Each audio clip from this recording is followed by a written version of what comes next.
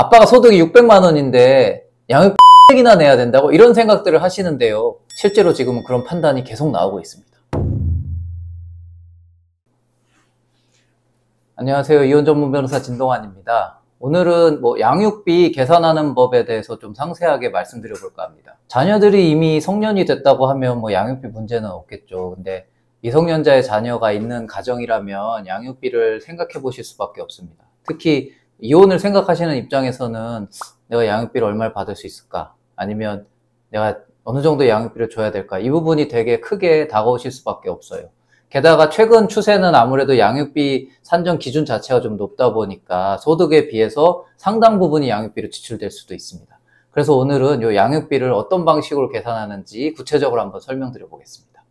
양육비 산정 관련해서는 서울가정법원에서 표준 양육비를 산정하는 표를 만들어 두고 있는데요. 이 부분은 인터넷에서 쉽게 찾아보실 수 있습니다. 인터넷에서 양육비 산정 기준표라고 치시면 여러 가지가 있는데 서울가정법원에서 만들어 놓은 표가 있으니까 그걸 보고 판단하실 수 있습니다. 양육비 산정 기준표를 찾아보시면 이런 내용을 보실 수가 있습니다. 그래서 하나의 예를 가지고 설명을 드려 볼게요. 지금 이 예를 보시면 만 15세인 딸이 1명 있고 만 8세인 아들이 1명 있는 4인 가족입니다. 여기서 엄마가 180만 원, 그리고 아빠가 270만 원의 소득을 얻고 있는 상황이라고 가정을 해보겠습니다. 그리고 엄마가 양육을 해야 되기 때문에 아빠가 엄마에게 양육비를 줘야 되는 상황이다. 이렇게 보시면 되겠는데요. 우선 이 소득부터 먼저 보시면 세전소득이에요. 그래서 세전소득이 얼마인지를 먼저 확정을 하셔야 됩니다. 그래서 실수령이 이 금액이라고 하면 세전 구간은 좀 더 높아질 수 있겠죠. 그래서 세전소득으로 월소득을 먼저 확인을 하신다. 그리고 두 부부의 소득을 합산하신다. 이렇게 생각하시면 되겠습니다. 그렇게 해서 이 두 부부의 소득을 합산한 곳이 어느 구간인지를 보셔야 되는데요. 지금 예를 든 곳은 합산소득이 450만 원이니까 여기가 되겠습니다. 그러면 여기에서 이제 나이에 따라서 어느 구간인지 한번 봐야 되는데요. 우선 8살짜리 아들의 경우는 105만 원에서 120만 원 사이다. 그래서 이 예에서는 중간점인 114만 원 정도를 우선 산정을 했고요. 그리고 15살짜리 딸의 경우는 140만 원 정도로 산정을 했습니다. 그렇게 봐서 지금 이 표준 양육비가 두 아이에게 합산된 금액이 월 254만 원 정도가 필요하다. 이렇게 일단 판단이 됐는데요. 그러면 이 금액을 이제 나눠야겠죠. 실제로 이걸 한쪽이 다 부담하는 건 아니기 때문에 비양육하는 곳에서 양육하는 자에게 줄 양육비가 얼마인지를 다시 계산을 해야 됩니다. 우선적으로 여기서 고려해야 될 부분은 소득의 수준이죠. 여기서 엄마는 180만 원이었고 아빠는 270만 원이었으니까 사실상 엄마의 비율이 40%, 아빠의 비율이 60%입니다. 그러면 아빠가 이 60%를 엄마한테 줘야 된다는 게 되겠죠. 그래서 254만 원에서 60%를 하면 약 152만 원 정도가 됩니다. 이걸 가지고 일단의 기준점을 잡으시면 돼요. 근데 여기서 이제 추가로 조금 더 판단을 할 때는 필요한 부분이 양육을 하는 사람과 비양육자의 경우에서 비양육자에게 조금 더 부담을 시키는 경우가 있기 때문에 이거보다 약간 더 늘어날 수도 있고요. 그리고 소득은 이렇게 되지만 실질적으로 채무가 많아서 예를 들면 주택담보대출 같은 거겠죠. 그래서 큰 돈이 계속 나가야 된다. 그러면 그런 사정을 고려해서 여기서 일정 부분이 내려갈 수도 있게 됩니다. 그래서 이 표에서 우선 가정법원에서 정한 예를 놓고 보면 아빠가 이혼을 한 뒤에 엄마에게 월 152만 5천 원 정도를 줘야 된다. 이렇게 판단이 됐다는 점 말씀드리겠습니다. 그리고 이 표는 아까도 말씀드렸다시피 4인 가족을 기준으로 했기 때문에 만약에 아이가 1명인 경우는 요거보다 조금 더 높은 수준으로 산정이 됩니다. 그래서 이 표준 양육비 정해지는 거에서 한 10% 정도를 더 높은 금액으로 계산을 해보시면 어느 정도 맞을 거다. 이 말씀 드리고요.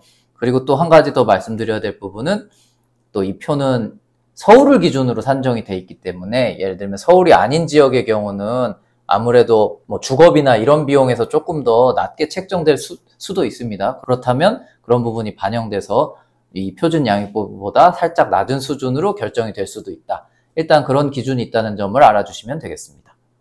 이번에는 제가 실제로 수행했던 사례를 가지고 약간 각색해서 한 번 더 설명을 드려보겠습니다. 이 사례의 경우에도 전업주부인 사례였어요. 그래서 아내분은 소득이 없으셨고 남편분은 실수령으로 월 600만 원 정도의 소득을 얻고 있던 상황이었습니다.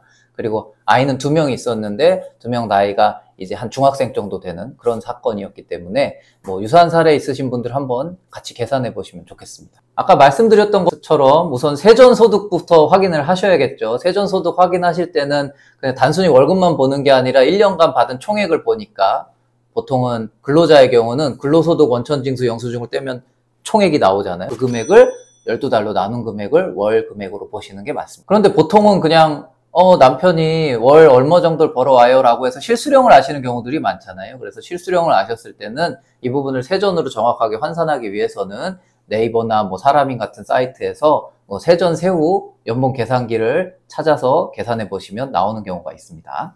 지금 제가 말씀드린 사건은 남편이 월 세후 600만 원 정도의 소득을 얻는다고 말씀드렸죠. 그래서 이 600만 원을 가지고 세전소득으로 환산을 하게 되면 700에서 800만 원 사이의 구간이라고 확인이 됩니다. 네, 이제 다시 이 표를 보고 말씀을 드릴게요. 지금 케이스에서는 세전소득으로 했을 땐 700에서 800만 원 사이니까 요 구간이 되겠죠. 이 구간을 보시고 그럼 아이들 나이는 중학생 정도라고 했으니까 여기가 되겠습니다. 정확하게 말씀드리면 중학생이 안 된 아이 1명하고 중학생인 아이가 1명 있어서 9에서 11세에 1명, 12에서 14세에 1명 이렇게 있긴 합니다. 그러면 뭐 9에서 11세 사이의 아이의 경우는 중간값이 163만 원으로 나오고요. 12살에서 14살 사이의 아이의 경우는 중간값이 171만 1,000원으로 나옵니다. 요 두 개 더하면 약 한 330만 원 정도가 되죠. 그럼 이 330만 원을 기준으로 판단해 보시면 될 것 같습니다. 자, 이제 330만 원을 어떻게 나눌 것인가가 문제가 되죠. 아까 소득 비율대로 나눈다고 말씀드렸어요. 근데 지금 전업주부니까 엄마는 제로고 아빠는 100%죠. 그러면 330만 원을 전액 아빠가 부담하는 게 맞기는 합니다. 다만 이 엄마라는 분이 앞으로도 그럼 아무 일도 안 하고 계속 제로일 거냐, 이건 또 다른 문제긴 해서 완전히 100대 0으로 가긴다고 보기는 어렵고 일정 부분은 반영이 될 수 있습니다. 그래서 이 케이스에서도 실질적으로는 약간의 감액은 들어갔는데요. 그래서 최종적으로 판단된 금액은 아이 한 명당 150만 원씩, 결국 합산 금액으로 300만 원이 인정된 케이스입니다. 자, 그러면 이제 엄마가 이제부터 일을 한다고 칠게요. 그렇게 되면 이제 뭐 예를 들어서 간단한 아르바이트를 하기 때문에 최저시급 정도의 소득을 얻는다고 생각해 보겠습니다. 그럼 아마 한 월 200만 원 선이 될 거예요. 그럼 월 200만 원이 되고 아빠는 600만 원 정도가 되죠. 그러면 어떤 문제가 생기느냐? 아까 그 표에서 구간 자체가 상위 구간으로 넘어갑니다. 그럼 상위 구간으로 넘어가서 그 아이들에 대한 계산을 다시 하고 다시 그걸 비율대로 나누면 아마 처음에 엄마가 0이고 아빠가 600만 원인 상태에서 계산한 거랑 큰 차이는 안 날 거예요. 그래서 그런 걸 고려해서 종합적으로 봤을 때 약간의 가감을 더한 300만 원 정도가 합리적이라는 판단이 되게 되는 겁니다. 아빠가 소득이 600만 원인데 양육비로 300이나 내야 된다고 이런 생각들을 하시는데요. 실제로 지금은 그런 판단이 계속 나오고 있습니다. 그래서 예전처럼 그렇게 양육비를 마냥 작게만 생각하시면 큰일이 나시거든요. 근데 한 가지 더 뭐 고민해야 될 부분이 있겠죠. 그럼 이 가족에, 그러면 이 아빠가 600만 원을 벌지만 그럼 이 600만 원이 전부 가용 가능한 소득이냐, 이 부분도 따져봐야겠죠. 그냥 가장 대표적인 채무라는 게 결국은 보통은 부동산 담보대출, 그러니까 아파트를 구입하면서 거기에 큰 담보대출을 설정하게 되면 월 뭐 100만 원, 200만 원 가까이 되는 돈을 꾸준히 내실 수밖에 없잖아요. 근데 600만 원이 소득인 상황에서 100, 200을 빼고 났는데 300만 원을 주게 되면 이 아빠는 사실상 100만 원에서 200만 원 가지고 살아야 되기 때문에 그렇게는 또 판단이 되지 않습니다. 그래서 실질적으로 양육비를 판단할 때 당사자가 얼마나 많은 채무를 갖고 있어서 그 채무 변제를 위해서 월 얼마나 지출을 하느냐도 중요하게 고려될 수 있습니다.